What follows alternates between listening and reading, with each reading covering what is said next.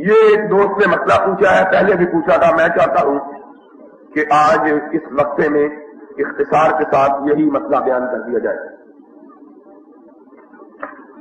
وہ یہ ہے کہ اس دوست نے پوچھا ہے کہ محمد بن عبد الوہاب کون تھا اور اہل حدیث کو محمد بن عبد الوہاب کی طرف کیوں منسوب کیا جاتا ہے. یہ بہت سے لوگ یہ بات پوچھتے ہیں اور میں سمجھتا ہوں کہ اس بات کو اچھی طرح سمجھ لینا چاہیے. محمد ابن عبد الوہاب آج سے 100-150 برس پہلے سعودی عرب کے علاقہ نجد میں پیدا ہوئے. انہوں نے اپنے گرد و پیش میں جب شرک کا، بدعات کا اور قبر پرستی کا دورہ دیکھا تو اللہ کی کتاب اور حضرت محمد الرسول اللہ صلی اللہ علیہ وسلم کی سنت کے مطابق اسے غلط پا کر اس کے خلاف عملی طور پر وعظ و نصیحت کا کام شروع کیا. لیکن جس طرح کے جاہل معاشروں کی عادت ہوتی ہے، بجائے اس بات سے کہ وہ محمد ابن عبد الوہاب کی دعوت کو جو قرآن و سنت پر مبنی تھی اور جس میں قرآن و سنت کے حوالوں سے اس بات کی روک کی گئی تھی کہ اللہ کے سوا کسی کی پرستش جائز اور نہ ہی رب کے سوا کسی کے سامنے ہاتھ پھیلانا، اس سے مدد مانگنا، اس سے سوال کرنا جائز ہے، بجائے اس بات کے کہ لوگ ان کی بات کو مانتے، لوگوں نے ان کی سخت مخالفت اختیار کی. لیکن اللہ کی قدرت ایسی ہوئی کہ جس بستی میں وہ رہتے تھے، ریاض کے قریب ہی بستی تھی. آج کل ریاض اس بستی تک پہنچ گیا ہے، شہر کھلا ہو گیا. تو اس بستی کے قریب ہی ایک قبیلے کا حکمران تھا جس کا نام سعود تھا. اس کو اللہ نے ہدایت عطا کی اور اس نے جناب شیخ کی دعوت کو قبول کر لیا. چنانچہ شیخ نے اس کے ساتھ مل کر دعوت و تبلیغ کا کام شروع کیا اور اسے کہا کہ کوئی بھی دعوت اس وقت تک کامیاب نہیں ہوتی جب تک کہ اسے قوت اور طاقت حاصل نہ ہو. اللہ کا شکر ہے کہ تجھ کو اللہ نے ہدایت عطا کی ہے اور تو توحید سے آشنا ہو گیا ہے. اگر تو میری مدد و معاونت کرے تو وہ لوگ جو میری دعوت اور تبلیغ میں رکاوٹ ڈالتے ہیں میں ان تک بھی اپنا آوازہ پہنچاؤں، اور اسی طرح جس طرح کہ حضرت محمد الرسول اللہ صلی اللہ علیہ وسلم نے سادہ اور صاف توحید کی کائنات کو دعوت دی تھی، اسی تک میں سارے قبیلوں اور سارے ملک عرب میں اس دعوت کو عام کروں. چنانچہ اس قبیلے کے حکمران نے جناب شیخ کی مدد و معاونت کی اور نتیجہ ہوا کہ پورے نجد میں یہی مسلک اور مذہب عام ہو گیا. لوگ شرک، بدعات اور قبر پرستی سے باز آ گئے اور اللہ کی توحید سے انہوں نے تعلق پیدا کر لیا. اس کے بعد پھر اس قبیلے کو شکست ہوئی اور بڑی مدتوں کے بعد لڑائی ہوئی. اس قبیلے کو شکست ہوئی، ترکوں نے اسے شکست دی اور یہ قبیلہ جلا وطن ہو کے پھر کویت میں چلا گیا. لیکن اپنے ملک کے حصول کی جدوجہد میں لگا رہا.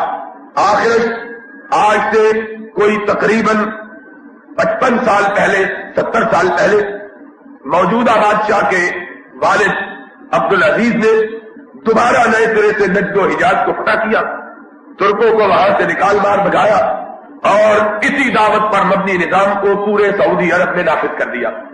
یہ مختصر سی کیفیت ہے محمد ابن عبد الوہاب، ان کی دعوت اور ان کی کامیابی کی. جہاں تک اہل حدیث کا تعلق ہے کہ انہیں محمد ابن عبد الوہاب کی طرف کیوں منسوب کرتے ہیں، ہم سمجھتے ہیں کہ ہمیں کوئی بھی محمد ابن عبد الوہاب کی طرف منسوب نہیں کرتا. جہاں تک یہ بات ہے کہ انہیں وہابی کہا جاتا ہے، شاید یہ محمد ابن عبد الوہاب کی طرف نسبت ہو. جہاں تک محمد ابن عبد الوہاب کا تعلق ہے، ان کا نام محمد تھا اور وہ عبد الوہاب کے بیٹے تھے. نہ ان کا نام وہاب تھا نہ ان کے باپ کا نام وہاب تھا. وہاب تو اللہ کا نام ہے. اور انگریز نے اس ملک میں اہل حدیث کی تاریخ کو بدنام کرنے کے لیے ان کے خلاف جھوٹا پراپیگنڈا کیا اور یہ کہا گیا کہ یہ وہابی ہے. ایک قسم کا گالی کے طور پر یہ نام استعمال کیا گیا. بعد میں دوسرے مسلک کے لوگوں نے جب یہ دیکھا کہ یہ دعوت کتاب و سنت پر مبنی اور سادہ اور عام فہم ہے اور پھیلتی جا رہی ہے، تو انہوں نے اس کو محمد ابن عبد الوہاب کی طرف منسوخ کیا. حالانکہ صاف اور ظاہر بات یہ ہے کہ اہل حدیث اگر امام ابو حنیفہ رحمت اللہ علیہ، امام مالک رحمت اللہ علیہ، امام احمد ابن حنبل رحمت اللہ علیہ اور امام شافعی رحمت اللہ علیہ میں سے کسی کی تقلید نہیں کرتے تو محمد ابن عبد الوہاب کی تقلید کیسے ہو سکتی ہے؟ یہ الگ بات ہے کہ جہاں بھی کتاب و سنت کی بات ہوگی وہ اہل حدیث کی بات ہے.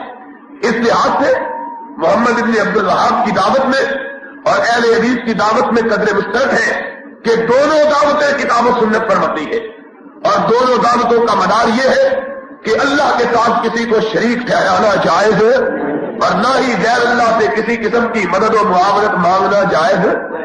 یہ ہے اصل میں خلاصہ. باقی ہمارا یہ ایمان ہے اور تاریخ اس بات کو بتلاتی ہے کہ یہ محمد ابن عبد الوہاب تو 150-200 سال پہلے ہوئے. اہل حدیث کا مقصد کب سے چلا آ رہا ہے؟ جب سے اس کائنات میں محمد الرسول اللہ صلی اللہ علیہ وسلم نے اپنی دعوت کا آغاز کیا تھا. توجہ کے ساتھ میری بات کو سنو. یہ بات صرف خالی خولی دعوے پر مبنی نہیں ہے، اس لیے کہ ہر آدمی یہی کہتا ہے کہ میرا پیغام، میری دعوت، میرا مقصد وہی ہے جو نبی پاک کا تھا. لیکن اب یہ سوال ایک دوست نے پوچھ لیا ہے تو یہ مسئلہ اچھی طرح آج سمجھ کے جانا. جتنے دنیا کے مسلک ہیں ان میں سے کوئی بھی یہ دعویٰ نہیں کر سکتا کہ اس کا مقصد بالکل وہی ہے جو محمد الرسول اللہ صلی اللہ علیہ وسلم نے عطا کیا تھا. اس لیے کہ لوگوں نے نبی پاک کے درمیان اور اپنے درمیان کئی دیواریں کھڑی کر دی ہیں. آج کائنات میں اگر کوئی مسلک والا پورے اعتماد، یقین، وثوق کے ساتھ یہ دعویٰ کر سکتا ہے کہ اس کا مسلک بالکل وہی ہے جو انہوں نے کائنات میں صدیق اکبر فاروق اعظم کو عطا کیا تھا، اپنے صحابہ کو عطا کیا تھا، تو وہ صرف اہل حدیث کا مسلک ہے. اس لیے کہ اس پورے مسلک میں ان کے درمیان اور نبی کے درمیان کوئی دیوار حائل نہیں. آپ آج یہ 11واں دن ہے، 11واں دن ہے کہ نہیں؟ پھر 11ویں ثابت ہو گئی ہے. اسی طرح ثابت کرتے ہیں نا. تو یہ 11واں دن ہے. آج 11 دن کے اندر آپ حضرات گواہ ہیں کہ ہم نے کبھی ایک دفعہ بھی کسی کا نام یہ کہ یہ نہیں کہا کہ وہ کہتا ہے اس لیے بات مانو. بتلاؤ کبھی کہا ہے؟ بولو. کبھی کہا ہے کہ ہم یہ مانتے اس لیے مانو کہ فلاں نے کہا ہے؟ جب بھی کہا ہے صرف یہ کہا ہے کہ رب نے اپنے قرآن میں یہ کہا ہے، محمد نے اپنے فرمان میں یہ کہا ہے صلی اللہ علیہ وسلم. اس لیے یہ خالص دعوت ہے قرآن کی اور نبی کے فرمان کی، اور اس دعوت میں کوئی ملاوٹ نہیں ہے. دنیا کے جتنے مسلک ہیں اور دنیا کے جتنے لوگ ہیں، کوئی کہتا ہے ہمارے امام نے یہ کہا ہے، کوئی کہتا ہے ہمارے بزرگ نے یہ کہا ہے، کوئی کہتا ہے ہمارے بڑے نے یہ کہا ہے، کوئی کہتا ہے ہمارے فلاں نے یہ کہا ہے. اہل حدیث صرف یہ کہتے ہیں ہمارے رب نے یہ کہا ہے، ہمارے آقا محمد نے یہ کہا ہے صلی اللہ علیہ وسلم. اور یہی دعوت ہے جو محمد الرسول اللہ صلی اللہ علیہ وسلم کی دعوت. اس لیے کہ نبی یہ کائنات صلی اللہ علیہ وسلم نے کبھی یہ نہیں کہا تھا فلاں بزرگ نے یہ کہا، حضور فرماتے تھے میرے رب نے یہ کہا ہے، میں نے یہ کہا.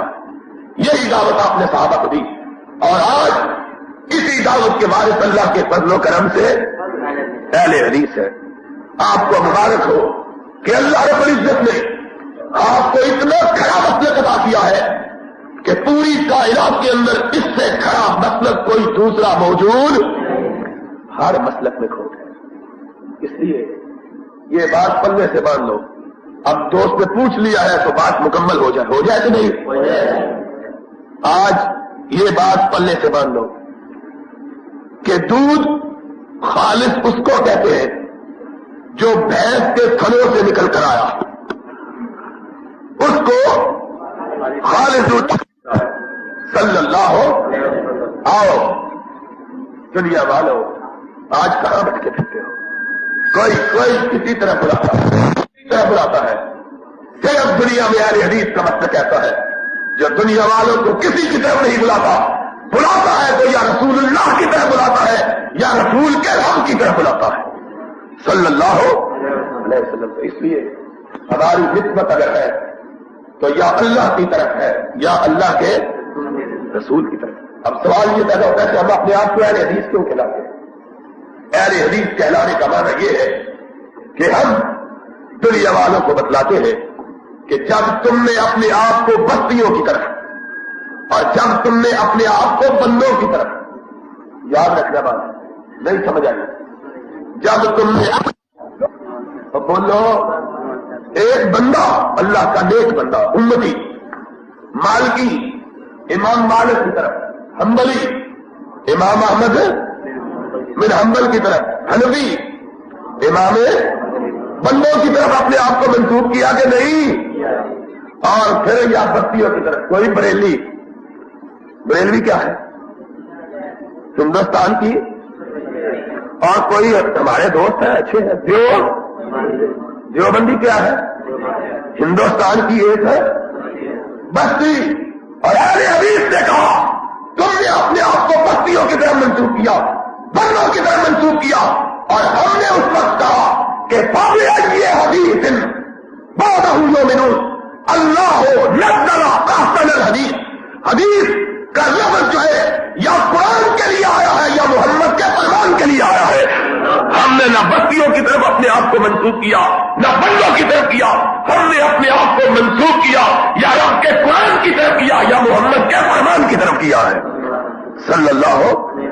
ہم نے تو اپنے نام کو بھی بندوں اور امتیوں اور بستیوں کی طرف منسوب کرنا گوارا. اللہ سے دعا ہے اللہ نے اس مسلک حق کی پختگی اور اس کی عقیدت اور اس کی غیرت اور اس کی حدیت عطا فرمائے. وآخر دعوانا الحمدللہ.